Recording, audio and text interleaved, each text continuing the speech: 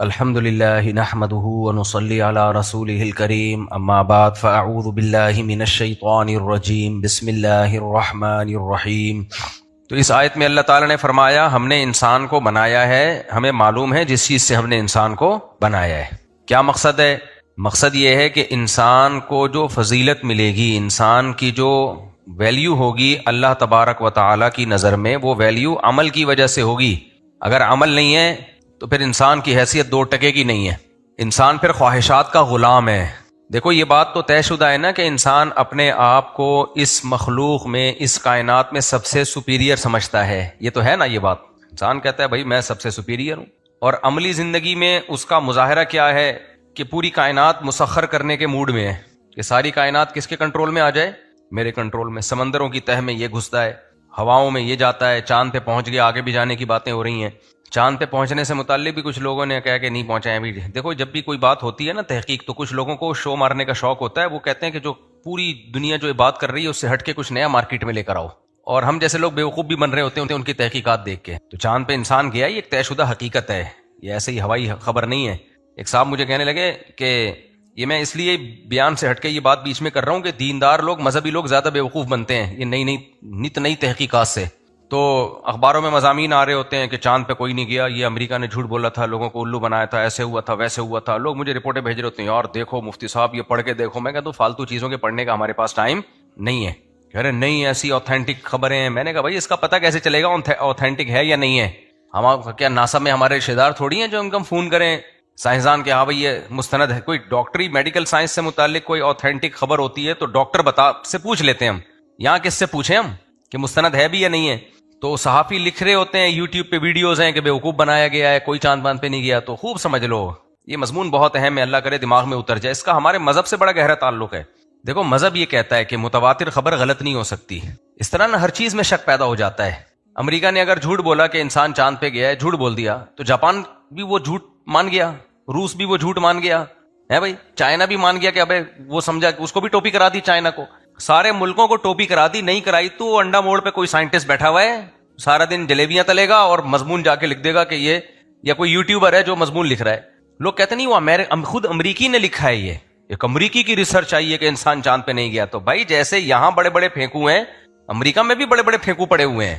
تو آفیشلی اتنا بڑا جھوٹ اتنے بڑے پیمانے پر بولا نہیں جا سکتا۔ اللہ نے انسان کو اتنے بڑے جھوٹ کی طاقت دی نہیں ہے۔ کیوں نہیں دی ہے طاقت؟ یہ سمجھو، اس سے پھر اللہ کی جو انسانوں پہ حجت ہے نا وہ تمام ہی نہیں ہو سکے گی۔ ہر چیز مشکوک ہو جائے گی، ہر چیز مشکوک ہو جائے گی۔ پھر آپ کہو گے پتہ نہیں یہ بھی ہے، یہ پتہ نہیں یہ بھی سچ ہے، پتہ نہیں یہ بھی سچ ہے۔ تو اللہ تعالیٰ نے انسان کو اتنی کنفیوژن میں نہیں رکھا ہے کہ ہر چیز میں اس کو شک پیدا کر دیا جائے۔ یہ تو وہم کے مریض نہیں ہوتے۔ کل ایک خاتون نے مسئلہ پوچھا کہ میرے میاں نے، مجھے کہیں سے مسئلہ پتا چلا کہ شوہر اگر بیوی کو طلاق کا اختیار دے دے تو بیوی کے پاس بھی چلا جاتا ہے اختیار، پھر وہ اگر طلاق دے تو ہو جاتی ہے۔ یعنی جب سے مجھے یہ مسئلہ پتا چلا مجھے وہم ہو گیا کہ میرے شوہر نے کہیں ایسا تو نہیں مجھے اختیار دے دیا ہو۔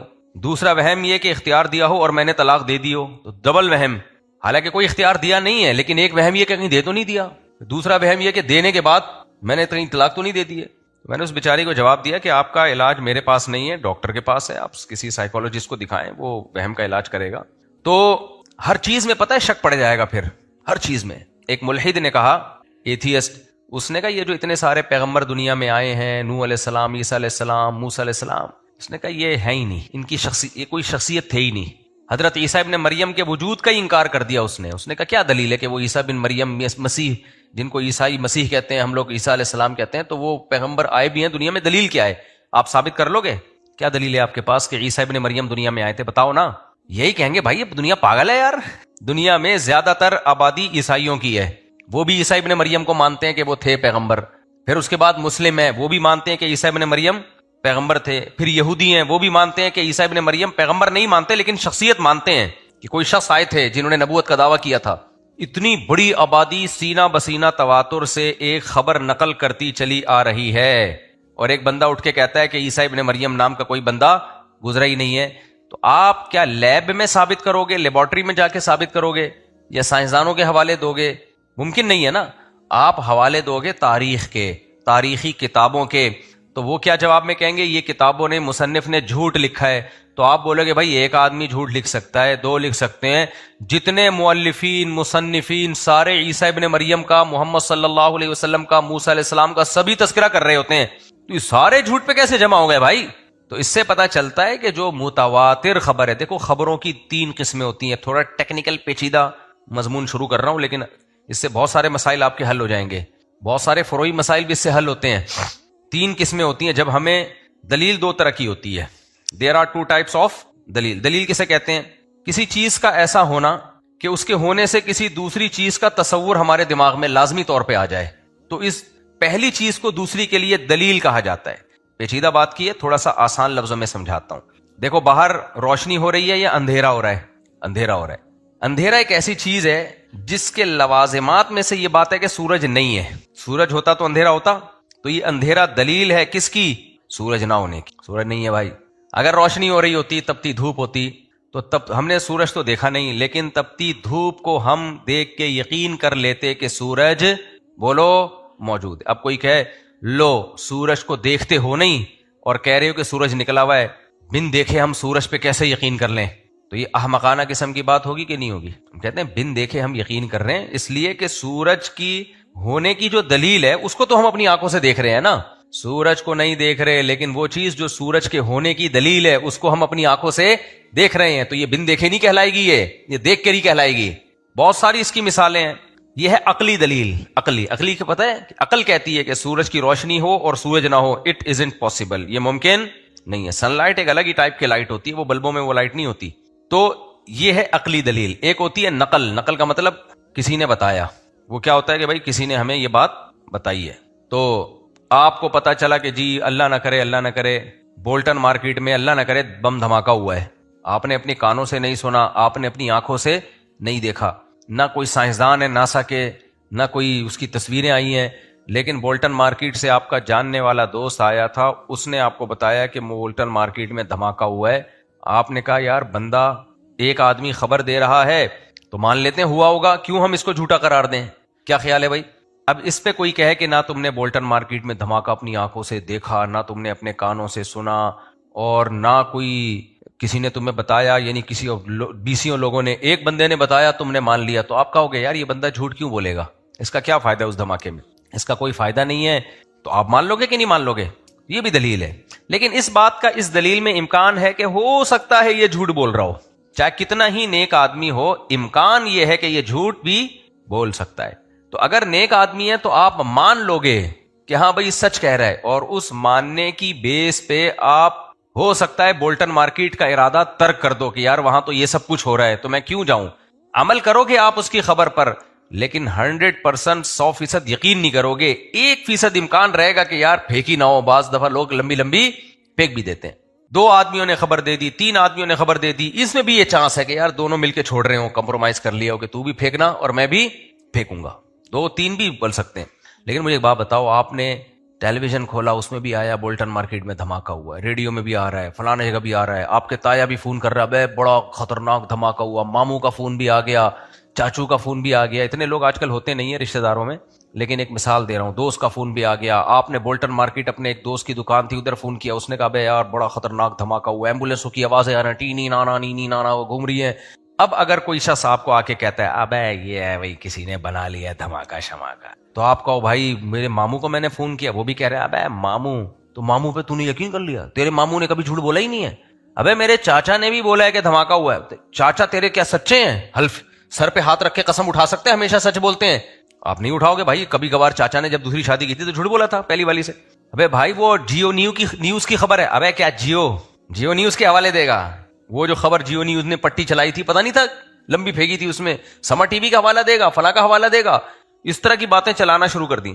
تو بے وقوف آدمی تو اس کی باتوں میں آ جائے گا کہ یار اتنے ثبوت پیش کر دیے اس نے، اس سے پتہ چلتا ہے ہو سکتا ہے یہ سب نے لمبی پھینکی ہو۔ لیکن عقلمند آدمی کہے گا، سنے گا بھی نہیں ایسی بات، عقلمند کہے گا ٹائم ویسٹ نہ کر بھائی، کوئی اور کام کر لے، جا کے کچھ اور کام کر لے۔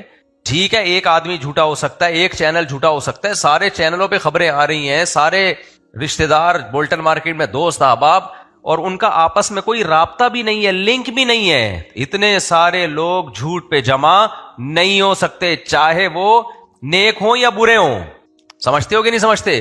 ایسی خبر کو جس کا جھوٹ پہ جمع ہونا عقلاً ممکن ہی نہ ہو، ایسی خبر کو اصطلاح میں کیا کہا جاتا ہے؟ خبر متواتر. یہ لفظ یاد رکھ لینا، کام آئے گا. کیا کہا جاتا ہے؟ خبر متواتر. یہ یاد رکھنے سے بہت سے شرعی مسائل حل ہوتے ہیں. دیکھو اسلام جو ہم تک پہنچا ہے وہ کیا لیب کے ذریعے پہنچا ہے یا ناسا والوں نے پہنچایا ہے، سائنسدانوں نے پہنچایا ہے؟ وہ انسانوں نے پہنچایا ہے نا. کیا خیال ہے؟ اور کوئی ویڈیوز بھیجی ہم تک، یہ خبر ہے، اس خبر تک پہنچا ہے نا. خبر در خبر در خبر. اسلام میں سب سے پہلی چیز کہاں سے شروع ہوتی ہے؟ بھائی محمد ابن عبداللہ صلی اللہ علیہ وسلم 1400 سال پہلے عرب میں پیدا ہوئے. یہ ہمیں کس نے بتایا؟ لوگوں نے بتایا، ہم سے پہلے لوگوں نے بتایا، تاریخ دانوں نے بتایا. جس کتاب میں پڑھا بھائی عرب میں محمد ابن عبداللہ پیدا ہوئے تھے، آپ کی والدہ کا انتقال ہو گیا 6 سال کی عمر میں، والد دنیا میں آنے سے پہلے چلے گئے. یہ ساری خبریں 1400 سال سے پرانی ہمارے ابا نے ہمیں بتائی. حالانکہ ابا نے یہ سب منظر اپنی آنکھوں سے نہیں دیکھا، نہ اماں نے ہمیں بتائی، اماں نے بھی نہیں دیکھا، لیکن پھر بھی ہم مان لیتے ہیں. کیوں بھائی؟ ایک بندہ نہیں ہے، جتنے مورخین ہیں، حتیٰ کہ وہ غیر مسلم بھی کیوں نہ ہو، سب یہی خبر نقل کرتے چلے آ رہے ہیں. ایسا ہوا ہے. اب اس میں تاریخوں میں اختلاف ہو سکتا ہے کہ فلاں تاریخ کو پیدا ہوئے یا فلاں تاریخ کو. وہ خبر واحد سے ثابت ہے، خبر واحد. کوئی کہتا ہے فلاں تاریخ کو، کوئی کہتا ہے فلاں تاریخ کو، لہذا اس میں آپ اختلاف کرو. لیکن کوئی پاگل اٹھ کے کہے کہ محمد صلی اللہ علیہ وسلم نامی کوئی شخصیت پیدا ہی نہیں ہوئے، محمد بن عبداللہ نام کے معاذ اللہ کوئی شخص پیدا ہوا ہی نہیں ہے، تو آپ کیا جواب دو گے اس کو؟ آپ بولو گے تیرا دماغ خراب ہو گیا ہے. وہ کہے گا میرا دماغ خراب ہو گیا، دلیل سے ثابت کر. کیسے ثابت کرو گے دلیل سے؟ آپ بولو گے بھائی اتنے لوگ بے وقوف ہیں. وہ جواب میں کہے ہاں بے وقوف ہیں. تو آپ کیا کہو گے؟ بھائی تو بے وقوف ہو سکتا ہے اکیلا، اتنے سارے لوگ مختلف جگہوں سے ایک ہی خبر نقل کرتے چلے آ رہے ہیں، وہ غلط نہیں ہو سکتے. پھر وہ جواب میں کہے ہو سکتے ہیں، تو آپ کے پاس کوئی جواب ہوگا؟ بحث ختم کرنی پڑے گی. اذا خاطبهم الجاهلون قالوا سلاما. یہ کہہ کے آپ نکل جاؤ گے. بھائی تو نہ مان. سمجھ میں آ رہی ہے بات کہ نہیں آ رہی ہے؟ پھر یعنی اسلام کی بیس تو یہاں سے جب ہم بچوں کو بتاتے ہیں کہ دیکھو سیدہ آمنہ کے گھر میں بیٹے پیدا ہوئے، ان کا نام محمد رکھا گیا، تو یہاں سے اسلام کی بیس شروع ہوتی ہے نا. پھر اسلام کی بیس ہوتی ہے قرآن سے. قرآن الحمد سے لے کے والناس تک وہ اللہ کا تعارف کرواتا ہے، اللہ کے نبی کا تعارف کرواتا ہے. وہ قرآن جو ہم تک پہنچا ہے وہ کس نے پہنچایا ہے؟ لوگوں نے. کس نے پہنچایا ہے؟ لوگوں نے. اور ایسا پہنچایا ہے کہ کوئی اختلاف نہیں ہے اس میں. حالانکہ جن لوگوں نے پہنچایا ان کے آپس میں اختلافات بھی تھے. صحابہ کرام کے درمیان بھی سیاسی لڑائیاں ہوئی ہیں کہ نہیں ہوئی ہیں؟ پھر صحابہ کے بعد فرقے بھی بنے کہ نہیں بنے ہیں؟ صحابہ کے دنیا سے جانے کے بعد 2 فرقے تو وجود میں آ گئے تھے، شیعہ سنی. یہ تو اسی وقت کے ہیں نا. یہ لڑائیاں بھی ہوئیں، اختلاف بھی ہوئے، جھگڑے بھی ہوئے، سیاستیں بھی ہوئیں، خلافتیں آئیں بھی گئیں بھی، پوری دنیا میں مسلمان پھیلے. قرآن الحمد سے لے کے والناس تک سیم. کیا خیال ہے بھائی؟ کیوں؟ جن صحابہ نے نبی سے جیسا سنا انہوں نے تابعین کو آگے ویسا بتایا. حالانکہ صحابہ کے دور میں بہت پھیل چکے تھے، اور پہلے زمانے میں جب مختلف ملکوں میں لوگ جاتے تھے تو اس طرح نہیں ہوتا تھا جیسے آج ہوتا ہے کہ جا کے بھی تعلقات ہیں. نا. اگر کوئی کوفہ گیا ہے تو 4 سال کے بعد کوفہ سے آئے گا. وہ 4 سال تک اس کا کوئی رابطہ نہیں ہے. کوئی بصرہ گیا، کوئی افریقہ گیا، کوئی کہاں گیا، تو بالکل اس کلچر میں جا کے گم ہو گئے. لیکن قرآن سیم. تو اب کوئی غیر مسلم بھی جب کہے گا نا کہ یار تمہارا قرآن جو تم نے نبی سے نقل کیا ہے وہ ہر جگہ سیم ہی ہے، اس کا مطلب یہ سچا ہے، اس میں تحریف بولو نہیں ہوئی ہے. اس میں تحریف نہیں ہو سکتی. تحریف ہوتی تو اتنے سارے لوگ، کوئی گول میز کانفرنس ہوئی تھی بھائی، بہت سارے لوگ مل کے. یہ انسان کی فطرت ہے، پتہ ہے اختلاف کرنا. انسان کی فطرت کیا ہے؟ سارے ایک طرف جا رہے ہوں گے نا، 2-4 آدمی الٹے چلنا شروع ہو جائیں گے. یہ انسان کی کچھ ہے، پھر میں بعد میں بتاؤں گا کیا ہے وہ. آپ یہ دیکھ لو، گھر میں بچی کی شادی کا مسئلہ ہو، بیٹے کی شادی کا مسئلہ ہو، 6 آدمی گھر میں رہتے ہوں گے نا، وہ 6 متفق نہیں ہو پائیں گے. ایسے ہونی چاہیے، وہ ایسے ہونی چاہیے، یہاں ہونی چاہیے، وہاں ہونی چاہیے. یہ 6 آدمیوں کی لڑائی ہو جائے گی اس میں. تو 6 لاکھ آدمی کسی ایک بات پہ جمع ہو سکتے ہیں؟ اگر ہو رہے ہیں تو مطلب اس بات میں اتنی پاور ہے کہ اس کے خلاف جانے کا کسی کے پاس آپشن ہی نہیں ہے. پاور میں آنے کے باوجود بھی اس کے پاس آپشن ہی نہیں ہے کہ وہ کچھ اور کہہ دے. یعنی اتنی تواتر کے ساتھ وہ خبر چلی ہے کہ اس کا انکار ناممکن. سمجھ میں آ رہی ہے بات؟ اور یہ تواتر کے ساتھ ہمارے پاس کون سی کتاب پہنچی؟ قرآن مجید. سعودی عرب میں جاؤ، افریقہ میں جاؤ. ہاں قراءت کا اختلاف ایک الگ چیز ہے. قراءت کا اختلاف تو ہے، نبی نے اس آیت کو ایسے بھی پڑھا اور ایسے بھی پڑھا، تو اس میں وہ اختلاف نہیں ہے. اس کا مطلب وہ مانتے ہیں ایسے بھی ہے اور ایسے بھی ہے. جیسے 7 قراءتوں میں پڑھا جاتا ہے نا قرآن، تو وہ تو سب مانتے ہیں کہ ایسے بھی پڑھا ہے ایسے بھی پڑھا ہے. اس طرح سے بھی پڑھا گیا اور اس طرح سے بھی پڑھا گیا ہے. وہ اختلاف نہیں ہے کہ یہ والا صحیح ہے وہ والا غلط، اور وہ کہ وہ والا صحیح ہے یہ والا غلط. بھائی فرقوں میں اختلاف ہے کہ نہیں ہے؟ ہم کہتے ہیں فلاں فرقہ غلط، وہ کہتے ہیں نہیں ہم لوگ صحیح ہیں، تم لوگ غلط. وہ کہتے ہیں نہیں وہ والا صحیح وہ والا غلط. قرآن میں کوئی نہیں کہتے میرے پاس جو قرآن ہے یہ والا صحیح ہے، تیرے پاس جو قرآن ہے وہ والا غلط. کیوں؟ تواتر سے. کیا ہے بھائی؟ بولتے کیوں نہیں؟ متواتر. تو تواتر میں غلطی نہیں ہو سکتی، امپاسبل. اگر کوئی کہتا ہے نا نت نئی تحقیق لاتا ہے کہ تحریف ہوئی ہے تو وہ پاگل ہے. وہ کیا ہے؟ اس کی کھوپڑی کیا ہو گئی ہے؟ آؤٹ ہو گئی. اسی طرح خوب اچھی طرح سمجھو، کچھ مسائل ایسے ہیں، مسائل شریعت کے احکامات ایسے ہیں جو تواتر سے ثابت ہیں. اچھا پہلے میں ایک اور مسئلہ بیان کر دوں. جب ایک آدمی کی خبر تواتر کے خلاف ہو تو وہ آدمی کتنا ہی سچا ہو، آپ کی عقل کیا کہتی ہے؟ اس آدمی کی بات مانیں گے یا تواتر کی بات مانیں گے؟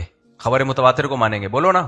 مثال کے طور پر آپ کا بھائی بولٹن مارکیٹ سے آیا، 6:05 پہ دھماکہ ہوا. وہ کہہ رہے میں 6:05 پہ وہاں پہ تھا، کوئی دھماکہ نہیں ہوا.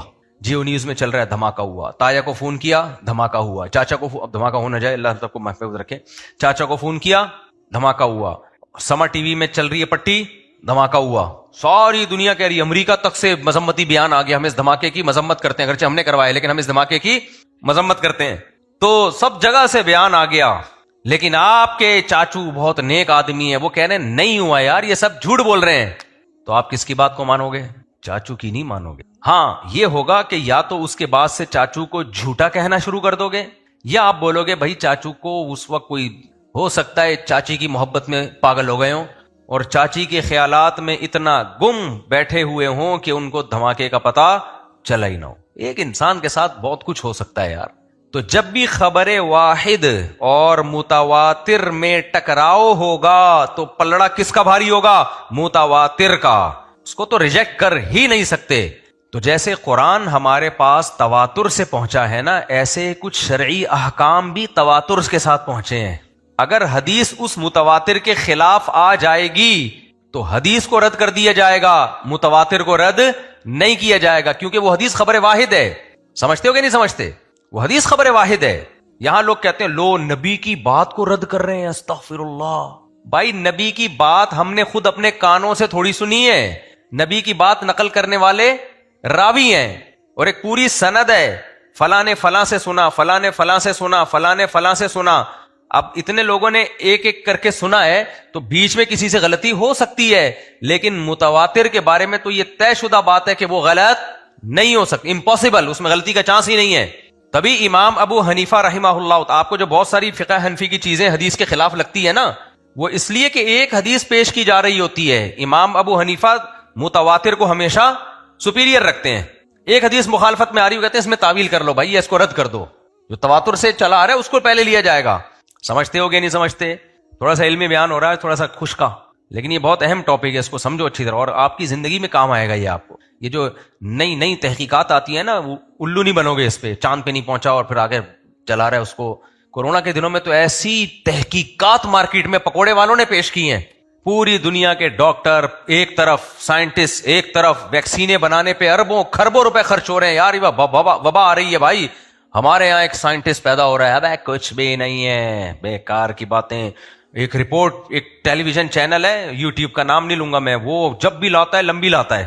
وہ لا رہا ہے ایک ایسی، بھائی یہ تو وہ تھا، ایک فلم بنائی تھی کورونا کراؤن کے نام پہ، تو اس میں کورونا دکھایا گیا تھا، فلانا تھا.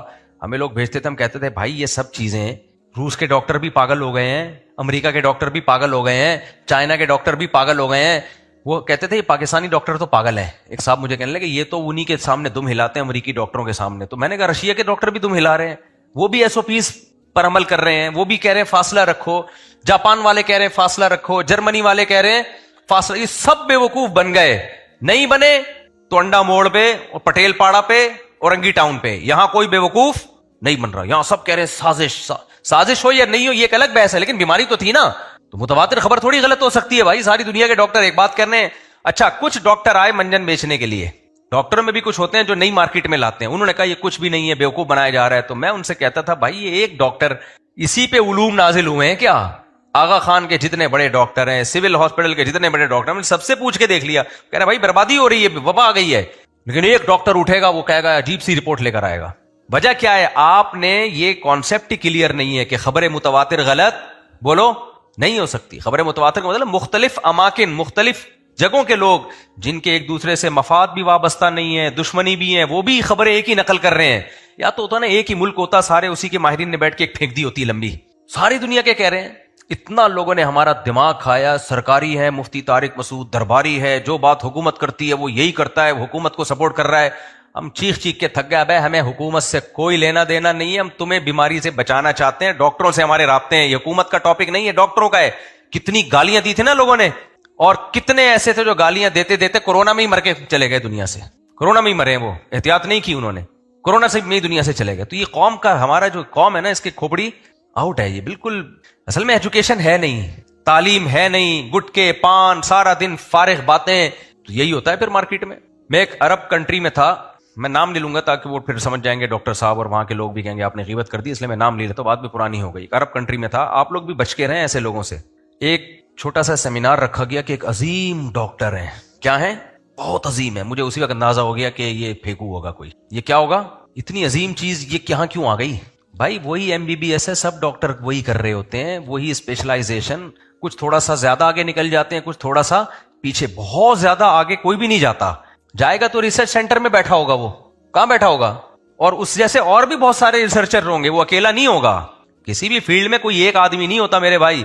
بہت انہوں نے کہا مفتی صاحب آج جو سیمینار ہے اس میں جو ڈاکٹر صاحب آ رہے ہیں بہت عجیب، آپ سنو آپ کو لگے گا یار کوئی الگ ہی ہے، یہ اس کو گاڈ گفٹڈ ہے اس کے پاس کچھ. میں ایسے منجنوں سے کبھی بھی الحمدللہ متاثر بولو نہیں ہوا. آپ کہو گے یہ دینی بیان ہو رہا ہے، ابھی بتاؤں گا میں. یہ دینی بیان ہی ہو رہا ہے، دینی بیان ہی ہو رہا ہے. میرا کام ہے مثالوں سے بات سمجھانا. نظریہ میرے ذہن میں وہ دینی ہی ہوتا ہے جو آپ کے کھوپڑی شریف میں ڈالنا ہوتا ہے.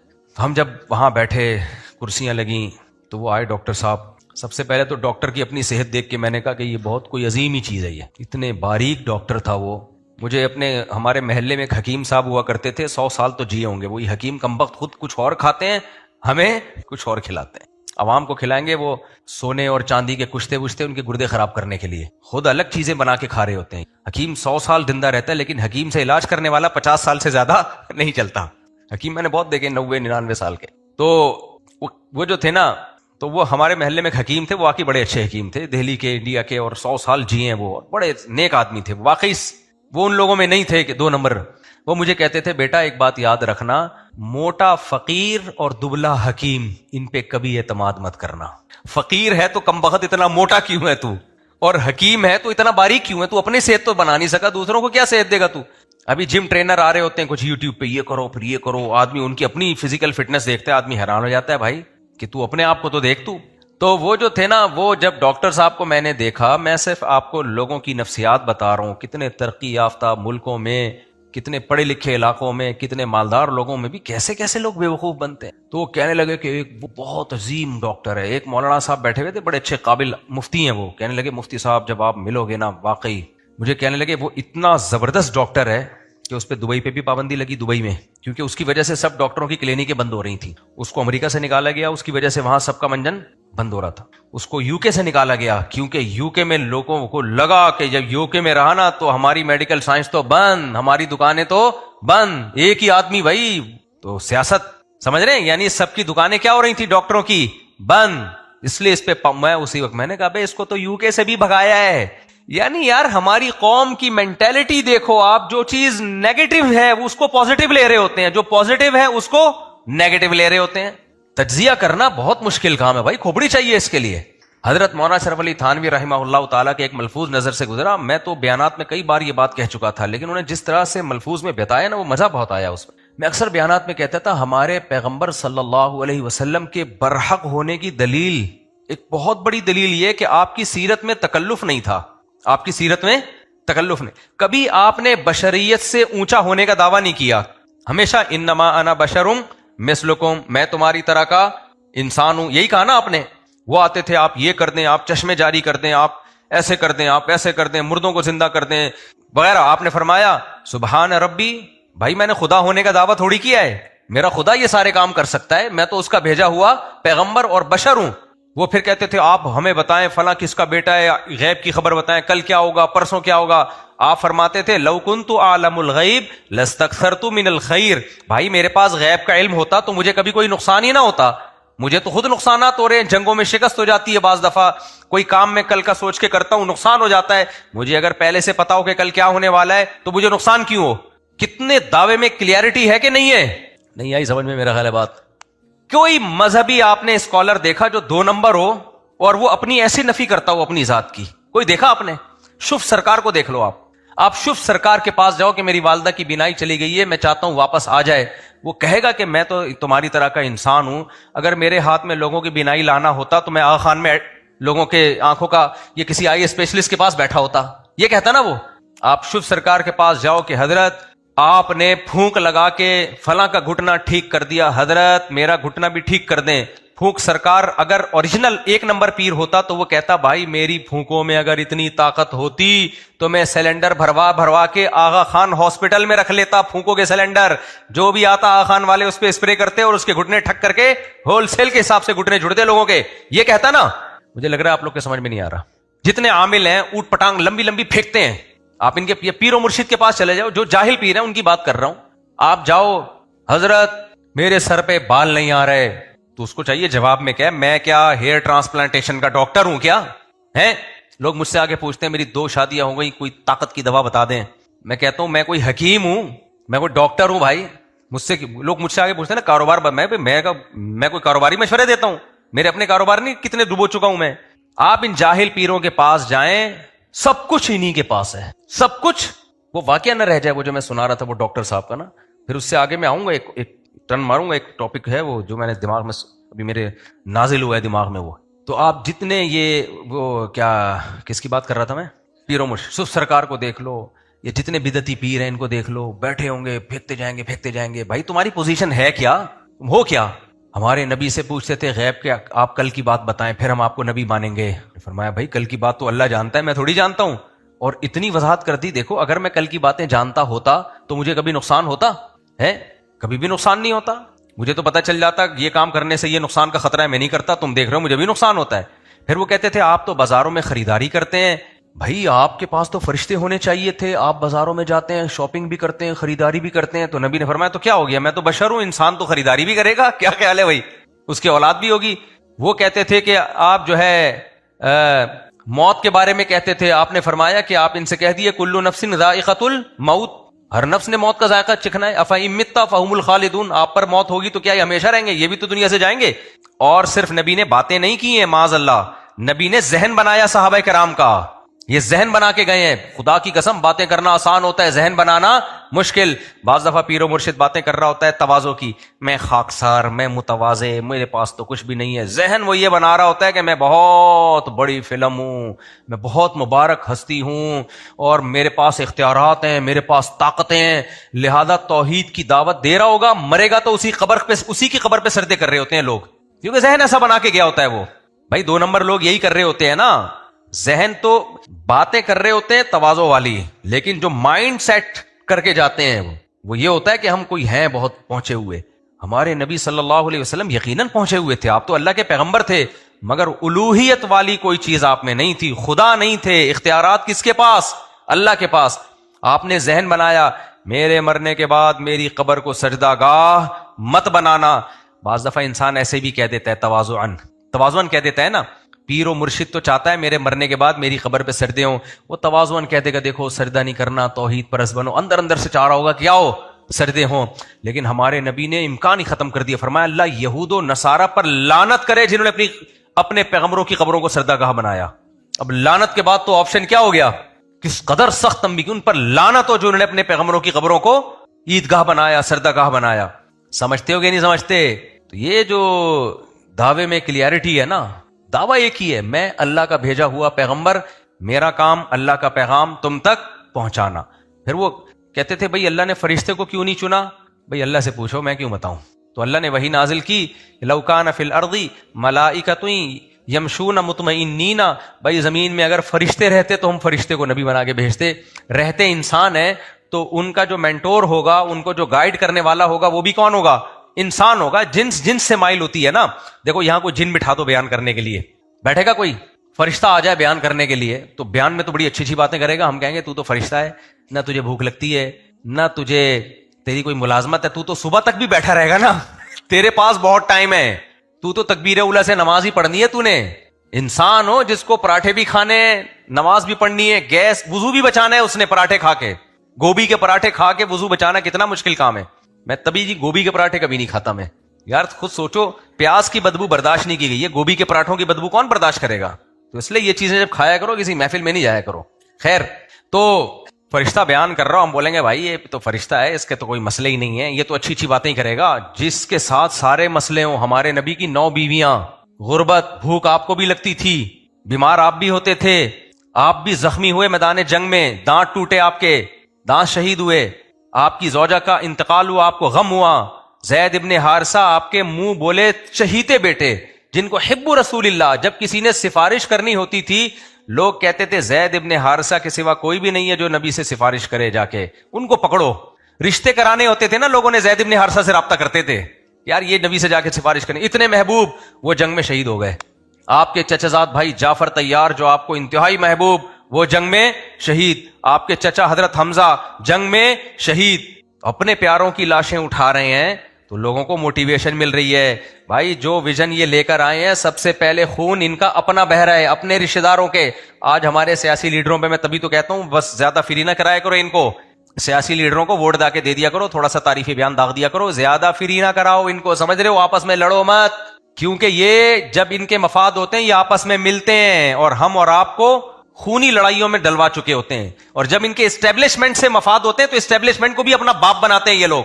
لیکن بس ایک پیغام میں آپ سے کو دینا چاہتا ہوں, کوئی عالم چاہے پی ٹی آئی کو سپورٹ کرے یا سپورٹ نہ کرے, کوئی عالم اسٹیبلشمنٹ کو سپورٹ کرے یا اسٹیبلشمنٹ کی مخالفت کرے, کوئی عالم مسلم لیگ کو سپورٹ کرے یا مسلم لیگ کی مخالفت کرے, ان بیسس پر کسی عالم سے دشمنی مت مول. سمجھ رہے ہو؟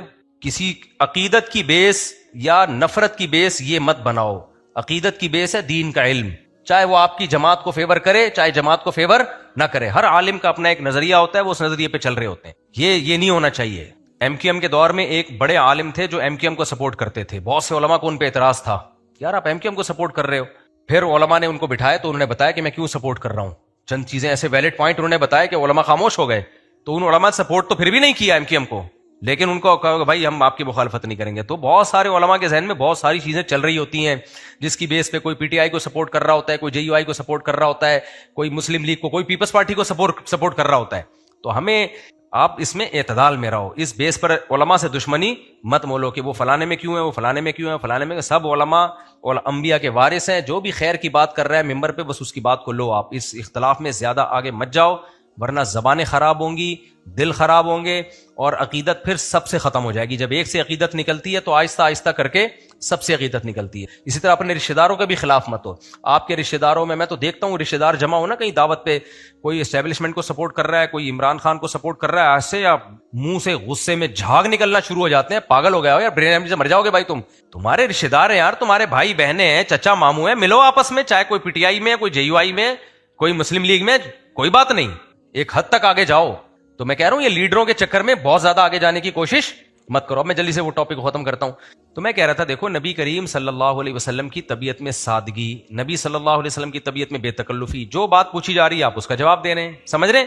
تو حضرت مولانا تھانوی رحمہ اللہ نے لکھا, یہ بڑی زبردست بات لکھی, فرمایا کہ پیغمبر کے صداقت کی بہت بڑی دلیل یہ ہے کہ آپ کی طبیعت میں تکلف نہیں تھا. بخاری کی حدیث ہے, آپ صلی اللہ علیہ وسلم فجر کی نماز پڑھانے کے لیے کھڑے ہوئے, اقامت ہوئی, آپ نے فرمایا یا ایھا الناس انما انا بشر مثلکم, اے لوگوں میں تمہاری طرح کا انسان ہوں, انسا کما تنسون, ایسے ہی بھول جاتا ہوں جیسے تم بھول گئے.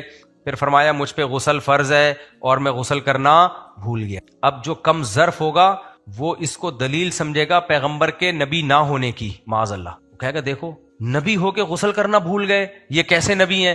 لیکن جس کی کوئی مینٹل لیول صحیح ہوگا نا, دماغ صحیح ہوگا, کہے گا خدا کی قسم کوئی جھوٹا شخص اتنی بڑی بھول کا برسر ممبر اعلان نہیں کر سکتا. یہ اس کی علامت ہے, جو آپ کے دل میں وہ آپ کی زبان میں. تکلف والے لوگ ایسے تھوڑی کرتے ہیں. جھوٹا آدمی تکلف کر کے تو جھوٹ بول رہا ہوتا ہے نا, باتیں گھماتا ہے, بڑی بڑی باتیں کرتا ہے, ادھر سے گھمائے گا. ہمارے نبی کی سیرت کتنی صاف. آپ صلی اللہ علیہ وسلم خطبہ دے رہے ہیں, خطبے کے دوران آپ نے اپنے نواسوں کو دیکھا, سیدنا حسن اور سیدنا حسین کو. اب خطبے کے دوران باتیں کرنا منع, کیا خیال ہے, ایسا ہی ہے نا. ہمارے نبی خطبہ دیتے ہوئے خطبہ چھوڑ کر گئے, دونوں کو اٹھا کے لے آئے. گود میں. اور پھر آپ نے یہ بھی فرمایا, آگے بڑی عجیب بات ہے, آپ نے فرمایا اللہ تعالیٰ صحیح کہتا ہے, انما اموالکم واولادکم فتنہ, تمہاری مال اور اولاد فتنہ ہے. دیکھو میں اللہ کا ذکر کر رہا ہوں, خطبہ دے رہا ہوں, لیکن اولاد کو دیکھ کے مجھ سے برداشت نہیں ہوا. اللہ نے صحیح کہا, یہ تمہیں اللہ کے ذکر سے غافل کرتے ہیں. اتنی کلیئرٹی یار, گویا اپنے آپ کو خطا کار بھی قرار دے رہے ہیں کہ بھائی یہ بچے دیکھ کے میں تو, اللہ نے صحیح کہا ہے کہ یہ بچے اللہ کے ذکر سے تمہیں کیا کرتے ہیں, غافل. خطبہ دے رہا ہوں اور مجھ سے نہیں رہا گیا, غفلت طاری ہو گئی میرے اوپر. اصل میں طاری ہوئی نہیں, اللہ نے طاری کروائی ہے آپ کے اوپر, تاکہ آپ کی جو سیرت ہے نا, صاف ستھری سیرت, وہ عوام کے سامنے آئے. عرب نا اپنے بچوں کو زیادہ لفٹ نہیں کراتے تھے, اس کو وقار کے خلاف سمجھتے تھے. جو زیادہ باوقار لوگ ہوتے ہیں, سوٹ ٹائی ہر وقت 3 پیس سوٹ میں, بچوں کو ایسے کر رہے ہوتے ہیں نا, آپ نے دیکھا ہوگا مختلف ڈیزائن کے ابا گھروں میں پائے جاتے ہیں. ایک دیسی ابا ہوتے ہیں, گھر میں آئے بچوں کو اونچے, جو میرے جیسا جو گائے بھینسیں پالتا ہے, بکریاں پالتا ہے, گھر میں آیا, بچوں کو ساتھ کلا بازی ہوئی, پیار کیا بچوں کو, شرارت کی, کوئی بچے نے اوپر چڑھ گیا, کوئی ادھر پیشاب کر دیا. یہ سب گھروں میں جو نارمل انسان کے بچے ہوتے ہیں, ان سب کے گھروں میں یہ سب چیزیں چل رہی ہوتی ہیں. لیکن میں نے ناک پہ مکھی والے ابے بھی بہت دیکھے ہیں مارکیٹ میں اپنی زندگی میں. ایسے ابا, لوگ کہتے ہیں ایسا ابا کہاں سے لبا, ابا بہت بڑے آفیسر ہیں, وہ آئیں گے بڑے آرام سے اپنے بیٹھے اور چیزیں سب سیٹ رکھی ہوئی ہیں, کوئی چیز, کوئی بچے بھی خوف سے نا کانپ رہے ہیں, مجال ہے کوئی دائیں سے بائیں کر دے, کوئی چیز سے بیٹھے ہوئے آ کے. ابا بچوں کو پیار بھی کریں گے, بیٹا کیسے ہو, how are you, fine, nice, بس ایسے بچے کو آرام سے کچھ جیب خرچی ورچی دے دی, تھینک یو, چلو بھائی. بڑی ڈسپلن کے ساتھ بچوں سے ملا جا رہا ہے, کوئی کلا بازی نہیں ہے, کوئی یہ نہیں کہ بچوں کے گال پہ پیار کر رہے ہو پھر گھما رہے ہو, جیسے ہوتا ہے بچوں کے ساتھ. جیسے مزہ آتا ہے بچوں کی, اپنے بچے ہوں یا پوتے نواسے ہوں, آدمی ان کے ساتھ توتلی آواز میں باتیں کر رہا ہوتا ہے, کیا خیال ہے, انہی جیسا بن جاتا ہے نا, آنکھیں یوں یوں کر کے دکھا رہا ہوتا ہے بچوں کو. لیکن جو بڑے ڈیسنٹ قسم کے لوگ ہوتے ہیں, وہ اس سب چھچوری حرکتیں نہیں کرتے, اس سے ان کا وقار کیا ہوتا ہے, خراب ہوتا ہے. عربوں میں یہ چیزیں بہت زیادہ تھیں, غیرت ویرت نا کے مسئلے بہت بنا لیا کرتے تھے عرب لوگ. تو ایک عرب آیا, ہمارے نبی کو دیکھا بچوں کو پیار کرتے ہوئے, تو اس عرب سردار نے کہا کہ میرے 10 بچے ہیں, میں نے کسی ایک کو بھی آج تک اپنے قریب نہیں آنے دیا, ایسا روب ہے میرا. تو آپ نے فرمایا کہ اللہ نے, حدیث کا مفہوم ہے, مجھے پورے الفاظ یاد نہیں, کہ اللہ نے اگر تمہارے دل سے رحم نکال لیا ہے, اللہ نے اگر تمہارے دل سے رحم نکال لیا ہے, تو آگے مجھے الفاظ پورے یاد نہیں کہ تو پھر یعنی ہم کیا کر سکتے ہیں اس میں. یا یہ فرمایا کہ جو لوگوں پہ رحم نہیں کرتا, اللہ بھی اس پہ رحم, یعنی تمہیں اپنی اولاد سے شفقت نہیں ہے, اس سے اتنا ریزرو ہو کے بیٹھے ہوئے ہو تم. کیسی سیرت یہ اس کلچر میں. اب تو کر لیتے ہیں لوگ, بے تکلف ہوتے ہیں, لیکن وہ کلچر جس میں عرب اپنے بچوں سے بے تکلف نہیں ہوتے تھے, اس کلچر میں پیغمبر سیدنا حسن حسین کو اپنے پشت مبارک پہ بٹھایا ہوا ہے, خطبے کے دوران گود میں اٹھایا ہوا ہے. اور کمال کی بات, بیٹی کو تو بالکل ہی لفٹ نہیں کراتے تھے عرب. یہ تو لڑکوں کی بات ہو رہی ہے, بیٹی کو تو غیرت کے خلاف کہ یہ پیدا کیوں ہو گئی, زندہ دفن کرتے تھے.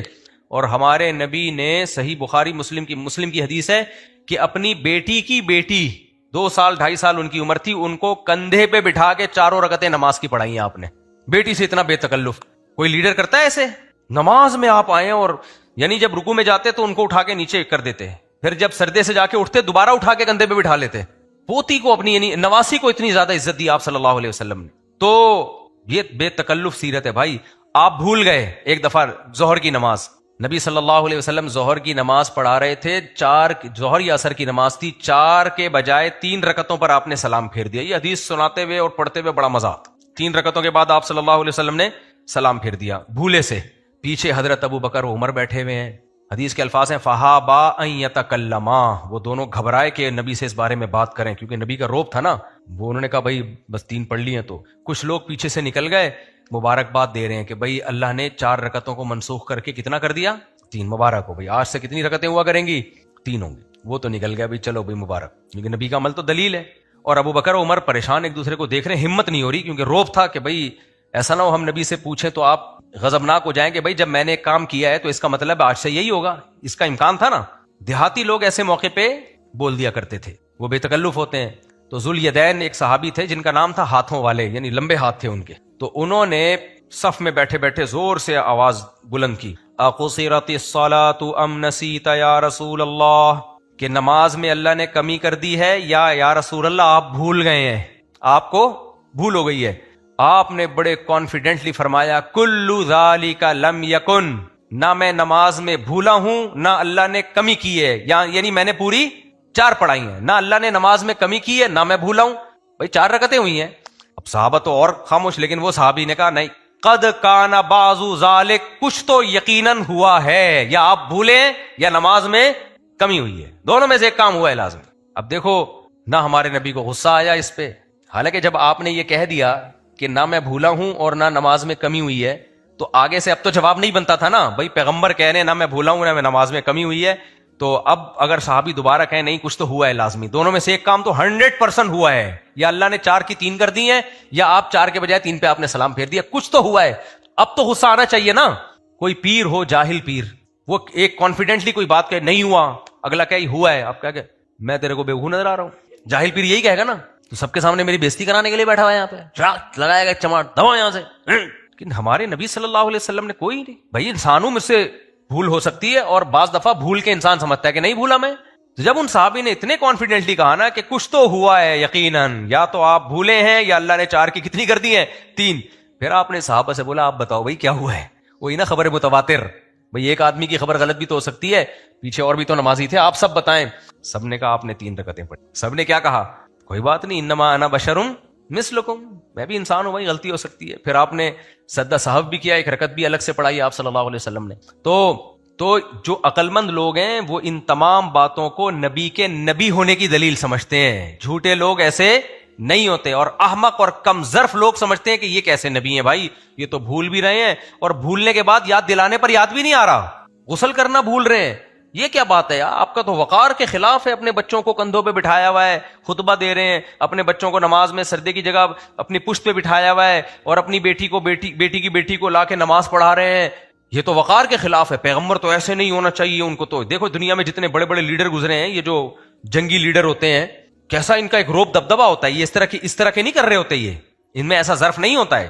گھر کی سیرت دیکھ لو نبی صلی اللہ علیہ وسلم کی، آپ کے گھر کی سیرت، آپ کے گھر کے باہر کی سیرت، جنگوں میں آپ کی تدبیریں، تو ایک بات ہمیں پتہ چلتی ہے، آپ صلی اللہ علیہ وسلم کی زندگی تکلفات سے کیا تھی، خالی تکلف نہیں بالکل۔ ایک دفعہ آپ صلی اللہ علیہ وسلم نے قسم اٹھائی، ایک عرب کا کوئی سردار آیا آپ سے کچھ مانگنے کے لیے، آپ نے قسم اٹھائی اللہ کی قسم میں تجھے نہیں دوں گا، وہ چلا گیا، پھر آپ صلی اللہ علیہ وسلم نے بلایا، فرمایا ان کو صدقہ دو، انہوں نے کہا میں آپ سے قسم نہیں توڑواؤں گا آپ کی، آپ نے تو قسم اٹھائی ہے۔ تو آپ نے فرمایا اگر کوئی شخص کسی بات پہ قسم اٹھا لے اور بعد میں خیال ہو کہ نہیں وہ کام کر لینا چاہیے، تو اپنی بات سے رجوع کر لے، صحیح ہے نا، اور قسم توڑ کے کفارہ ادا کر لے۔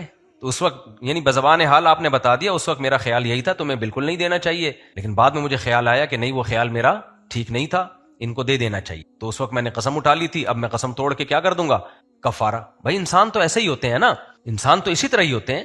تو ہمارے نبی نے اپنی حیثیت یہ بھی بتائی کہ میں بشر ہوں، اور امت سے منوایا بھی کہ میں کیا ہوں، بشر ہوں، مجھے بشر ہی رہنے دینا۔ ہاں جو دین کی باتیں ہیں، جو اللہ کا پیغام آپ نے پہنچایا ہے، اس میں آپ سے خطا نہیں ہو سکتی۔ تبھی حدیث میں آتا ہے کہ اس زبان سے حق کے سوا کچھ نہیں نکلتا، چاہے میں غصے میں ہوں چاہے میں غصے میں نہ ہوں۔ جیسے ہم تو غصے میں ہوتے ہیں، جو باطل بات کہہ دیتے ہیں نا، بعد میں رجوع کرتے ہیں، لیکن ہمارے نبی نے ایسا نہیں ہے کہ غصے میں آپ نے کوئی شرعی مسئلہ بتایا ہو، بھائی کسی کو صدقہ دینا ہے یا نہیں دینا، اس کا شریعت سے براہ راست تعلق نہیں ہے نا، یہ تو انسان کی ذاتی رائے پر ہوتا ہے، اس میں رائے تبدیل بھی ہو سکتی ہے، لیکن شریعت کے جو جائز ناجائز حلال و حرام بتائیں وہ کس کا پیغام تھا، وہ اللہ کا، اس میں آپ سے غلطی نہیں ہو سکتی۔ ان ہوا الا وحی یوحی، وہ وہی ہے جو اللہ کی طرف سے نازل ہوتی ہے، سمجھتے ہو کہ نہیں سمجھتے ہو۔ تو میں یہ بتا رہا تھا کہ ہمارے نبی نے ایسے دعوے نہیں کیے۔ آج میں نے بخاری کی حدیث طلبہ کو پڑھائی ہے کہ ایک یہودی کا صحابی رسول سے بحث ہو گئی۔ یہودی نے کہا کہ اس ذات کی قسم جس نے موسیٰ کو فضیلت دی تمام پیغمبروں پر، کچھ اس طرح کی حدیث تھی، آج ہی پڑھائی ہے لیکن مجھے پورے الفاظ یاد نہیں آ رہے اس کے، کیونکہ حدیث بہت سارے طرق سے مروی اور بہت مختلف طرح کے متون ہیں۔ تو جب انہوں نے کہا نا، انہوں نے موسیٰ علیہ السلام کو نبی صلی اللہ علیہ وسلم پر فضیلت دی، تو صحابی رسول نے ایک تھپڑ لگا دیا یہودی۔ صحابی رسول غیرت آ گئی کہ ہمارے نبی کا مقام تو سب سے زیادہ ہے، اتنی زور سے تھپڑ لگایا۔ تو یہودی آیا نبی کے پاس کہ انہوں نے مجھے مارا ہے تھپڑ۔ تو آپ صلی اللہ علیہ وسلم نے صحابی کو بلا کے تنبیہ فرمایا، مجھے موسیٰ پر فضیلت مت دو۔ کیسی تواضع تھی۔ فرمایا جب قیامت قائم ہوگی نا تو انبیاء اللہ کے عرش کی طرف جائیں گے، تو میں جب عرش کی طرف جاؤں گا تو میں دیکھوں گا موسیٰ علیہ السلام پہلے ہی عرش کے پائے کو پکڑ کے کھڑے ہوئے۔ فرمایا مجھے معلوم نہیں ہے کہ اللہ تعالیٰ نے موسیٰ علیہ السلام کو مجھ سے پہلے زندہ کیا قیامت کے دن، ام جزیہ بساقۃ طور، یا کوہ طور پہ جو موسیٰ علیہ السلام بے ہوش ہوئے تھے نا، اللہ نے کہا تھا کہ تم مجھے نہیں دیکھ سکتے، تو موسیٰ علیہ السلام نے کہا تھا میں دیکھوں گا، اور پھر بے ہوش ہو گئے تھے، تو اس بے ہوشی کے بدلے میں اللہ نے یہ آپ کو ایوارڈ دیا ہے کہ آپ عرش پہ مجھ سے پہلے پہنچ چکے ہوں گے۔ کیسی تواضع ہے بھائی۔ آپ مجھے بتاؤ، میں پیر ہوتا، آپ کا مقابلہ کسی دوسرے مرید سے ہو رہا ہوتا، وہ کہتا ہمارا پیر مفتی طارق مسعود سے افضل ہے، آپ کہتے نہیں، آپ تھپڑ لگا دیتے، وہ میرے پاس آتا، میں کہتا صحیح تھپڑ لگایا، بالکل بالکل، بلکہ 2 تھپڑ میری طرف سے بھی، میں اس کا پیر ہوں تو میں ہی سب سے بہتر ہوں، تو مجھے، حالانکہ ہمارے نبی سب سے بہتر ہے تمام پیغمبروں میں. تو صرف تواضع تھی نا کہ بھائی نام لے کے مجھے کیوں فضیلت دے رہے ہو موسیٰ کلیم اللہ پر. مقصد حدیث کا یہی تھا کہ نام لے کے مقابلے مت کرو، اجمالی بات کیا کرو. اللہ نے ہمارے نبی کو تمام پیغمبروں کا سردار بنایا، نام لینے میں دوسرے پیغمبر کی توہین ہے. اب کوئی نام لے، دیکھو ہم کہتے ہیں یہ فلانے عالم کے پاس بہت علم ہے، ٹھیک ہے بھائی بہت علم ہے، فلانے عالم کے پاس فلانے مولانا سے بھی زیادہ علم ہے، فلانے مولانا سے بھی زیادہ، وہ فلانے مولانے آ جائیں گے، ابے تو ہمیں کیوں نیچے دکھا رہا ہے یار، کیا خیال ہے بھائی؟ بس یہ بتا دے فلاں کے پاس بہت علم ہے تو ہمارے. یا آپ ایک عورت کہہ رہی ہے کہ میرا شوہر جو ہے بہت اچھا ہے، تیرے شوہر سے بھی اچھا، فلانے کے شوہر سے بھی اچھا، فلانے، تو عورتیں کہیں گی نا تم اپنے شوہر کی تعریفیں کرو، ہماری اگر عورتیں غیرت مند ہوگی تو کہیں گی ہمارے میاں کی برائی مت کرو.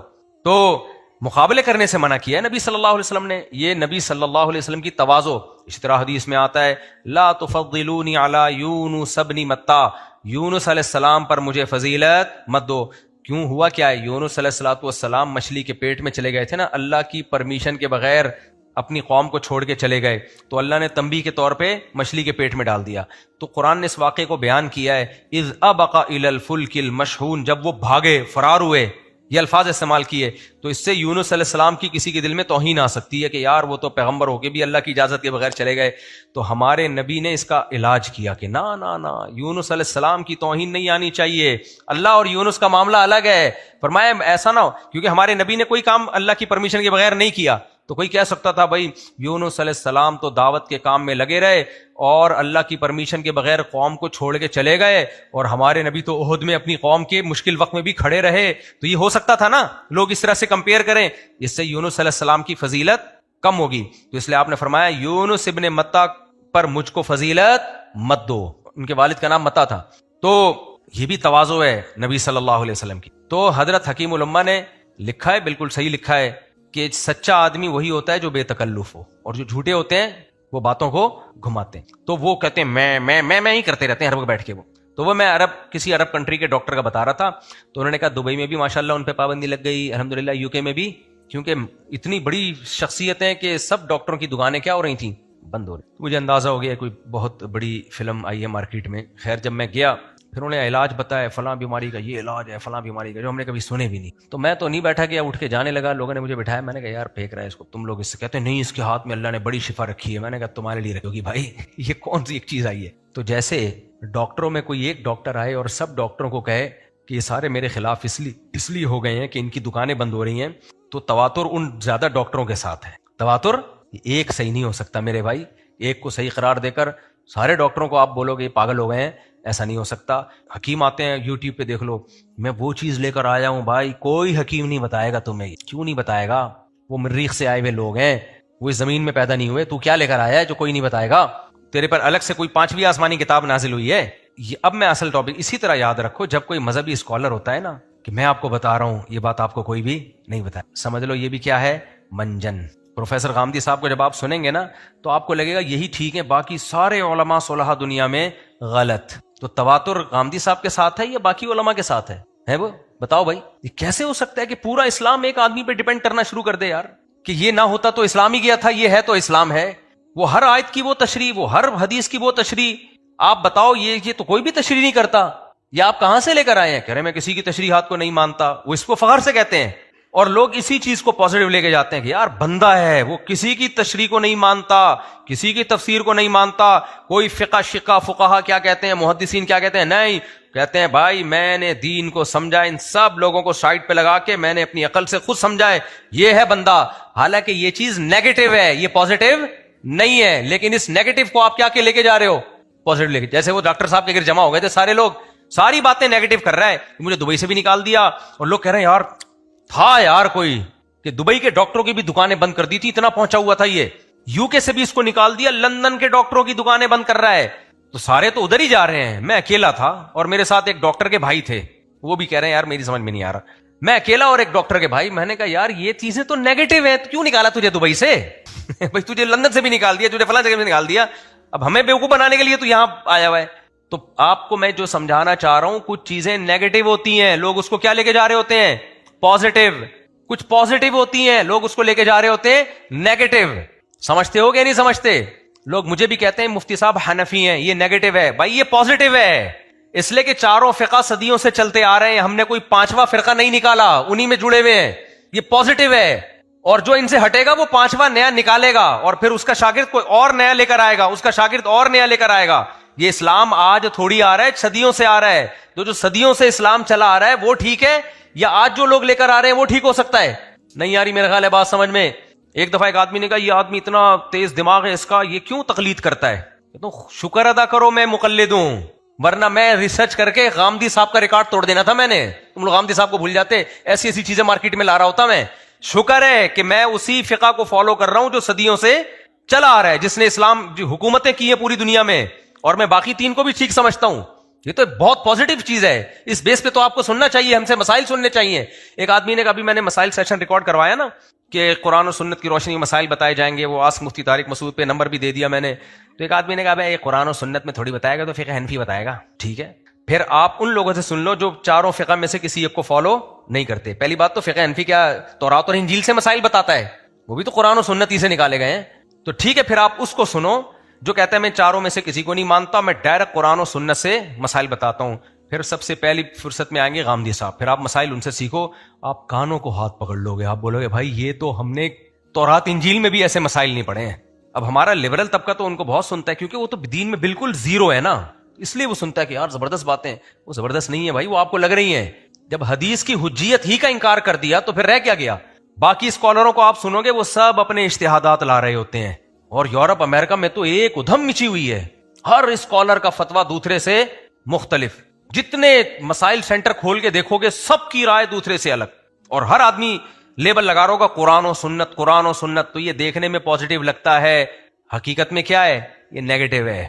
ہمارے ایک دوست تھے عالم بنے امریکہ جا کے, تو وہ پہلے انہوں نے کہا یار میں عالم بنوں گا, کسی مسلک میں نہیں بنوں گا, میں ڈائریکٹ قرآن و حدیث کا عالم بنوں گا. تو جب وہ بنے نا تو وہ کھچڑی سی پک گئی, ان کو خود ہی سمجھ میں نہیں آ رہا تھا میں ہوں کیا. دوست بعد میں بنے, وہ پہلے دوست نہیں تھے میرے. وہ کھچڑی سی پک گئی, وہ خود کانفیڈنس نہیں ان میں کہ یار میں کدھر جا رہا ہوں, میں کوئی مرتب چیز ہی نہیں ہے. ہر مسئلے کی تحقیق کرو یا کتابوں میں تلاش کرو تو کتابوں میں نہیں پتا, حنبلی فقہ میں دیکھیں, شافی میں دیکھیں, اہل حدیثوں میں دیکھیں تو قدیم اہل حدیث تو تھے ہی نہیں. پھر ابن تیمیہ کی کتابیں دیکھنا شروع کی تو وہ تو 99% تو وہ حنبلی ہیں. پھر ان کو فالو کیوں کریں, ان کی رائے سے بھی تو اختلاف کر سکتے ہو, تقلیدی کرنی ہے. اتنے بوکھلائے. پھر کسی عرب عالم کے پاس گئے, انہوں نے کہتے ہیں کہ یار میں تو پڑھ تو لیا ہے لیکن میں خود عجیب سا ہو گیا ہوں میں. تو کہتے ہیں اس عرب عالم نے کہا کہ دیکھو صدیوں سے, جب سے یہ چاروں فقہ مدون ہوئے نا, صدیوں سے علماء کسی ایک فقہ میں ہی عملی طور پر پڑھتے چاروں فقہ ہیں, لیکن عمل کے لیے کسی ایک کو اختیار کرتے ہیں. پڑھتے تو علماء سب کچھ پڑھتے ہیں, عمل کے لیے. تو اب آپ پراپر وے میں نا ان چاروں میں سے کسی ایک فقہ کو پراپر پڑھو, اور پھر باقیوں کو بھی پڑھو, اور عمل کے لیے کسی ایک کو اختیار کر لو. پھر ان کا میرے پاس فون آیا, وہ صاحب میں نے اپنی زندگی کا بہت بڑا حصہ برباد کر دیا. تو مجھے کہنے لگے آپ مجھے فقہ حنفی پڑھا دیں. فون کیا انہوں نے مجھے کہ میں پراپر فقہ حنفی, ایک فقہ پراپر پڑھوں نا میں بیٹھ کے. تو میں نے کہا میرے پاس تو ٹائم نہیں ہے بھائی, میں آپ کو کیسے بیٹھ کے پڑھاؤں, کسی ادارے میں داخلہ لیں جا کے. تو عملی طور پر کچھ چیزیں دیکھنے میں, باتیں کرنے میں بہت اٹریکٹیو اچھی لگ رہی ہوتی ہیں, پریکٹیکل لائف میں وہ کیا ہوتی ہیں, زیرو ہوتی ہیں, ان کی کوئی ویلیو نہیں ہوتی. تو اس لیے یہ بہت دماغ کی بات ہوتی ہے. دیکھو اور آسان میں مثالوں سے بات سمجھاتا ہوں. آپ کے ہاں کوئی داماد جب آتا ہے رشتہ لینے کے لیے, بھی داماد بنا نہیں ہے, سیدھی باتیں کر رہا ہوگا نا آپ کو برا لگے گا, باتوں کو گھما رہا ہوگا آپ کو کیا لگے گا, ہوتا ہے کہ نہیں ہوتا. میں اپنی مثال دے دوں, دینے میں کوئی حرج نہیں. پرانی بات ہے, 2000 ایک دفعہ میری شادی کب ہوئی تھی, 2008 یا 2009 کی بات ہوگی. یہ واقعہ میں پہلے بھی بیان کر چکا ہوں. میں گیا تو میں نے جب پیغام بھیجا تو انہوں نے کہا آپ کے تو نکاح میں پہلے سے زوجہ بھی ہے, بچے بھی ہیں, تو آپ کیوں کر رہے ہیں. اب 2 نمبر بات کیا ہوتی, ایکچولی ہماری گھر میں بنتی نہیں ہے, اصل میں میں بہت ٹینشن میں ہوں, میری وائف کو یہ مسئلہ ہے تو فلانا مسئلہ ہے تو ڈمکانا مسئلہ ہے, ایکچولی کر کے وہ کہتے ہیں یار یہ تو باقی بیچارے کو بہت شدید ضرورت ہے, اور یہ بہت باوفا آدمی ہے اپنی بیوی کے ساتھ, لیکن مجبوری ہے جس کی وجہ سے یہ کر رہا ہے. اور بیٹا آپ کماتے کیا ہو, کل بس اللہ کا دیا ایسا, بے فکر رہے ہیں. ابھی کمائی کا نہیں پوچھو آپ, ابھی دیکھو گاڑی میں آ رہا ہوں, کار چلا کے آیا ہوں, کار تھی میرے پاس FX تھی, پرانی قسطوں پہ 3,000 روپے قسط تھی, 40,000 کی خریدی تھی, 3,000 قسط تھی. ڈینٹر کے پاس گیا تھا کہ اس کی چھت چپکی ہوئی ہے تو سیدھی کرنی ہے, اس نے کہا ہاتھ سے کر دو, یوں کی تو ہوگی. میں نے کہا بلا وجہ میں نے اتنی ٹینشن لی ہوئی تھی, آپ اس کو مذاق سمجھ رہے, حقیقت بتا رہا ہوں. تو وہ یوں کیا ہوا, میں نے کہا بھائی اتنا ڈینٹنگ پینٹنگ کا کام اتنا آرام, میں نے کہا پینٹ بھی میں خود ہی کر دیتا ہوں اس کو بیٹھے. تو خیر اس میں رشتہ لینے کے لیے گیا تھا, تو میں نے کہا بھائی گاڑی ہے, اپنی ذاتی گاڑی ہے وغیرہ وغیرہ باتیں کرتا. تو مجھے یہ غم نہیں تھا کہ لازمی ہو, میں نے کہا ہو جائے ٹھیک ہے, نہیں ہو ٹھیک نہیں. تو میں نے بول دیا, میں نے کہا بھائی میرا پہلی وائف سے کوئی جھگڑا نہیں ہے, اولاد بھی ہے, میں ہنسی گزار رہا ہوں. میں نے ان سے کہا دیکھو بھائی مسئلہ یہ ہے کہ میری ایک نظریہ ہے کہ اس زمانے میں مرد کو دوسری شادی کرنی چاہیے, تو میں گھر دے رہا ہوں اور دیکھ لیں آپ آ کے. کیا آپ کے خاندان میں, میں نے کہا خاندان والے سارے میرے بائیکاٹ کر کے بیٹھے ہوئے ہیں, تو میں جب ایک بیوی بچوں کو پال رہا ہوں تو آپ دیکھ لیں مجھے. تو وہ انکار کر دیا. تو جو مستورات تھی نا گھر کی انہوں نے انکار کر دیا. تو میرے جو سسر تھے نا, ابھی انتقال ہوا ان کا 1 سال پہلے, اللہ ان کی مغفرت فرمائے, انہوں نے کہا یار یہی کرنی ہے بیٹی کی شادی. 6 مہینے بعد انہوں نے ہاں کی. انہوں نے کہا بندے میں ایک چیز صحیح نظر آ رہی ہے, بات کو گھما نہیں رہا ہے. صحیح ہے نا, بات کو گھما نہیں رہا ہے, گھما نہیں رہا ہے بات کو. کوئی یہ نہیں کہ یوں اور وہ, جو ہے اس نے گھر بھی دکھا دیا, بھائی یہ گھر ہے, یہ میری آمدن ہے, آپ دے دیں تو نوازش آپ کی, نہیں دیں گے تو انہوں نے مجھ سے کہا کہ ہم نہیں دیں گے, تو میں نے کہا پھر کہیں اور ٹرائی ماریں گے ہم. میں نے ایسے بولا کہیں اور ٹرائی کریں گے.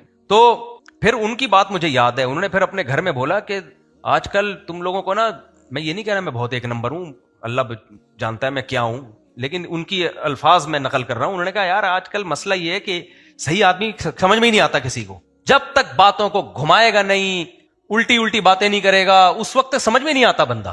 تو وہ 6 مہینے سوچتے رہے کہ بندے نے اپنی پوزیشن بتا دی ہے, بھائی یہ آمدن ہے اور اس طرح سے رکھنا ہے, اور پہلی بیوی سے کوئی جھگڑا نہیں ہے, کوئی لڑائی نہیں ہے, کچھ بھی نہیں ہے, پہلی بیوی راضی ہے, نہیں راضی بھی نہیں ہے, یہ بھی میں نے بتا دیا, کوئی راضی وازی نہیں ہے بھائی. پھر عین وقت پہ انہوں نے مجھ نکاح تو کر لیا انہوں نے, لیکن انہوں نے خود بتایا کہ ہم اپنے خاندان کو کیا منہ دکھائیں گے کہ آپ کے خاندان سے کوئی آ ہی نہیں رہا, تو پھر آپ ایسا کرنا کہ لے آؤ کسی کو بھائی بنا کے, کسی کو بھابھی بنا کے لے آؤ. تو پھر یہاں ہماری مسجد کمیٹی کے اس وقت صدر تھے, طارق بھائی نام تھا ان کا. ان سے میں نے کہا ابھی فی الحال آپ 1 دن کے لیے مجھے بڑے بھائی کے طور پہ ادھار چاہیے, اور میں نے کہا اپنی وائف کو بھی لے آئے میری بھابھی بنا کے. اب نکاح میں تو جانا ہوتا ہے نا, ماں باپ کو معلوم تھا, ہماری اہلیہ کے والدین کو پتا تھا, رشتہ داروں کو نہیں پتا تھا. ان کو رشتہ داروں کو فیک بھائی بھابھیاں دکھانی تھی تاکہ ان کو یہ ہو کہ بھائی, انہوں نے جب مجھے دیکھا نا 6 مہینے کے, یار ٹھیک ہے بھائی بندہ کانفیڈنٹلی سنبھال لے گا, اللہ ہی کرتا ہے, کون سنبھال سکتا ہے. خیر, تو اب یہ نہیں پتا میں نے سنبھالا یا گھر والوں نے سنبھالا مجھے, تو اللہ بہتر جانتا ہے. خیر, تو ہم یہ جھوٹ پکڑا جاتا ہے ہمیشہ. میں جن کو اپنا بڑا بھائی بنا کے لے کے گیا وہ بھی طارق, وہاں پہنچے, میں نے کہا, انہوں نے کہا مفتی صاحب یہ تو میرا نام بھی طارق, آپ کا 2 بھائیوں کے نام طارق ہوتے نہیں ہیں. ہم نے سوچا ہی نہیں تھا یہ, بس پکڑے جاتے جاتے بچ گئے ہم, پکڑے جانے والے تھے کہ بچ گئے ہم. پھر ہم نے نام وہاں جمشید یا کوئی نام چینج کیا فوراً. میں نے کہا بھائی خدا کے لیے یہ تو عجیب سا ہو جائے گا. انہوں نے 2 بھائیوں کے نام طارق کیسے ہو گئے؟ تو خیر نکاح بڑا ہو گیا بعد میں. اچھا, انہوں نے یہ بھی نہیں بتایا تھا اس کے نکاح میں پہلی زوجہ موجود ہے. ماں باپ اپنی بچی کے لیے سوچ رہے ہوتے ہیں الگ اینگل سے, رشتہ دار الگ اینگل سے سوچتے ہیں. تو نہ پہلی والی کو معلوم رشتہ داروں کیا. پھر میں نے کس سے سنائے میں اپنے بیان میں کہ لاہور گیا تو کیسے گیا, ایک کو یوں اتارا جا کے ان کو پتہ نہ چلے کہ دوسرے. بہت ابے ہماری زندگی ایسے گزری ہے نا کہ کبھی آپ اکیلے میں خوشبو لگا کے آؤ گے تو میں بتاؤں گا. خیر, تو میں یہ عرض کر رہا تھا میرے بھائی, خبر متواتر غلط نہیں ہو سکتی. اسی طرح یہ نہیں ہو سکتا کہ دین کسی ایک آدمی پہ نازل ہوا ہو. علماء صلحاء کا ایک طویل سلسلہ ہے. ہاں, جیسے ڈاکٹروں میں غلط بھی ہوتے ہیں صحیح بھی ہوتے ہیں, لیکن یہ نہیں کہ سارے ڈاکٹر غلط ہو جائیں. ایسے ہی مولویوں میں 2 نمبر بھی ہوتے ہیں, 1 نمبر بھی ہوتے ہیں, لیکن یہ نہیں ہو سکتا کہ سارے مولوی غلط ہو جائیں اور 2-4 لوگوں جن پر اسلام ڈیپینڈ کرنا شروع کر دے. یہ ممکن نہیں ہے. تو اب میں جلدی سے بات کو سمیٹتا ہوں جو میں علمی بات لے کے چلا تھا. خبر متواتر جہاں ہوگی تو خبر واحد کو خبر متواتر پہ ترجیح نہیں دی جائے گی. یہ جو امام ابو حنیفہ کے بعض مسائل آپ کو لگتا ہے نا حدیث کے خلاف ہیں, وہ قرآن کے مطابق ہوتے ہیں, تو اس لیے انہوں نے حدیثوں میں تعویل کر دی ہوتی ہے. قرآن کے مطابق ہوتے ہیں اس لیے انہوں نے حدیث میں تعویل کر دی ہوتی ہے. مثال کے طور پر یہ جو حدیث ہے ولی کی اجازت کے بغیر نکاح, تو قرآن میں نکاح کی نسبت ڈائریکٹ عورت کی طرف کی ہے اللہ تعالیٰ نے, حتی تنکح زوجا غیرہ. تو امام صاحب نے کہا قرآن متواتر ہے, تو حدیث میں اگر آ رہا ہے کہ ولی کے بغیر نکاح نہیں ہوتا تو اس کی تعویل کی ہے. جیسے آتا ہے نا, جو نماز نہیں پڑھتا اس کا ایمان, جو وعدہ کر کے پورا نہیں کرتا اس کا ایمان نہیں ہے, تو ایمان نہ ہونے کا مطلب تھوڑی کافر ہو جائے گا, تعویل کی جاتی ہے نا. خیر, یہ مسئلہ اختلافی ہے ولی کی اجازت کے بغیر نکاح ہونا یا نہ ہونا. میرا تو صرف ایک اصول بیان کرنا مقصد ہے. بہت سے مسائل ایسے ہیں امام صاحب نے دیکھا. ایک میں آپ کو مثال دیتا ہوں. قرآن دیکھو, بعض فقہا کہتے ہیں کہ اگر کوئی شخص چوری کرتا ہے نا, کسی نے کسی کی قیمتی گھڑی چرائی اور وہ رکھی ہوئی ہے, اور 2 گواہوں سے ثابت ہو گیا, تو چور کا ہاتھ بھی کاٹا جائے گا اور گھڑی جو رکھی ہوئی ہے وہ بھی واپس کی جائے گی. یہی مسئلہ ہے نا, ایسا ہی ہے. لیکن اگر وہ گھڑی چور کھا کے ختم کر دی, ویسے کسی نے کسی کی کوئی چیز چرائی ہو اور کھا کے ختم کر دی, تو قیامت تک اس کے ذمے ضمان رہے گا. بھائی گھڑی چرا کے ختم کر دی تو پیسے دو, ابھی نہیں ہے تو بعد میں دو, ذمے ہو گئے. لیکن چور کے بارے میں امام حنیفہ کہتے ہیں کہ اگر کسی چور نے گھڑی چرائی اور کھا کے ختم کر دی تو ہاتھ کٹے گا, زمان نہیں آئے گا اس کے اوپر چوری کا. ہاں, وہ گھڑی ایز اٹ از رکھی ہوئی ہے تو زمان آئے گا, ہلاک کر دیے, خرچ کر دیے, زمان نہیں آئے گا. کہنے میں تو یہ عجیب سی بات لگتی ہے یار, وجہ کیا؟ امام صاحب کہتے ہیں قرآن کہتا ہے السارق والسارقۃ فاقطعوا ایدیہما جزاء بما کسبا، چوری کرنے والا مرد ہو یا عورت ہو اس کا ہاتھ کاٹ دو، یہ جو کچھ اس نے کیا ہے اس کا بدلہ ہے۔ تو اللہ کہتے ہیں جو کچھ اس نے کیا اس کا پورا بدلہ ہاتھ کٹنے کی صورت میں مل گیا ہے۔ اب اگر آپ اس پہ کچھ اضافی ڈالتے ہو تو وہ قرآن پر اضافہ ہو جائے گا۔ سمجھ میں نہیں آ رہی میرا خیال ہے بات؟ کہتے ہیں وہ تو قرآن پہ اضافہ ہو جائے گا، پھر تو بس وہ کھا کے ختم ہو گیا تو بس ہاتھ کٹ گیا بھائی، پوری سزا مل گئی اس کو۔ تو اس میں ایک طرح سے چور کو فیور دیا جا رہا ہے کہ جو چوری کے خلاف کیس کرے گا نا، چور کے خلاف کہ اس نے چوری کی ہے، یہ ذہن میں رکھے ہاتھ تو کٹے گا، تیرا مال نہیں ملے گا، لہذا چوری کا کیس نہیں کر تو اسلام تھوڑی چاہتا ہے لوگوں کے ہاتھ کٹیں بھائی، نہیں یعنی میرا خیال ہے بات۔ اس بہانے فائدہ کیا ہوگا؟ ہاتھ، شریعت تو حدود کو ساقط کرتی ہے، شریعت چاہتی ہے لوگوں پہ حد جاری نہ ہو، کوئی بہانہ تلاش کرو تاکہ حد ساقط ہو، کیونکہ اس کو یہ بتا دیا امام حنیفہ نے کہ تو نے اگر یہ دعویٰ کیا نا کہ اس نے چوری کی ہے اور سمجھ رہا ہے کہ میں اس کا ہاتھ بھی کٹا دوں گا اور میری گھڑی بھی مل جائے گی، ہاتھ تو کٹے گا، تیری گھڑی نہیں ملے گی۔ تو اب چوری کا دعویٰ وہی کرے گا جو واقعی زمین سے چوری کے جرم کو ختم کرنا چاہتا ہے، اور جس کے پیش نظر اپنی گھڑی ہے تو گھڑی لے اور پتلی گلی سے نکل۔ سمجھ میں نہیں آ رہی میرا خیال ہے بات؟ تو اس لیے جو مجتہدین اور فقہا سوچتے ہیں نا، ہم وہاں تک سوچ سکتے نہیں ہیں، ہمارے اندر وہ صلاحیت ہے نہیں، اور ہر پتھر سے جب ہٹاؤ گے ایک نیا اسکالر نکلتا ہے کہ میں ہوں جو قرآن و حدیث کی روشنی میں مسئلے حل کروں گا، اور یہ مفتی طارق مسعود تو حنفی ہے، فلانا تو شافعی ہے، فلانا تو حنبلی ہے، فلانا تو یہ ہے۔ تو جو چیز پازیٹیو تھی اس کو نیگیٹو بنا دیا، اور جو نیگیٹو تھی اس کو کیا بنا دیا؟ بولو، پازیٹیو بنا۔ تو یہ چل رہا ہے مارکیٹ میں۔ اللہ تعالیٰ سے دعائی کر سکتے ہیں اللہ تعالیٰ ہدایت دے، عمل کی توفیق عطا فرمائے۔ مغرب سے عشاء کا وقت اتنا زیادہ لمبا ہو گیا ہے کہ میں تھک جاتا ہوں بول کے، اب بس کر لیتے میرا خیال ہے۔ تو میں جو ٹاپک لے کے چلا تھا بس اس کو سمیٹ دیتے ہیں کہ اللہ نے جو قرآن میں فرمایا نا کہ ہمیں معلوم ہے کہ ہم نے انسان کو کس چیز سے بنایا، وہ ٹاپک اصل میں یہ تھا جس پہ کئی ہفتے بیان ہو چکا ہے کہ انسان کو خواہشات کی بیس پہ فضیلت کبھی بھی نہیں ہو سکتی۔ آج پوری دنیا اس پہ چل رہی ہے، کون زیادہ اچھا کھاتا ہے، کون زیادہ اچھا پہنتا ہے، کس کی گاڑی اچھی ہے، کس کی گھڑی اچھی ہے۔ تو بھائی یہ تو جانور بھی خواہشات کے پیچھے چلتے ہیں۔ اللہ دو چیزوں کو دیکھتا ہے، علم تمہارے پاس کتنا ہے، شریعت کا علم، اور اس پر عمل کتنا ہے۔ علم اور عمل ہے تو اللہ کی نظر میں آپ اشرف المخلوق ہیں۔ اگر علم اور عمل نہیں ہے تو انسان جو اپنے آپ کو فنٹر سمجھ رہا ہے، پوری کائنات مسخر کر رہا ہے، ہو سکتا ہے کائنات مسخر تو ہو جائے لیکن آخرت میں اس کا حساب دینا پڑے گا۔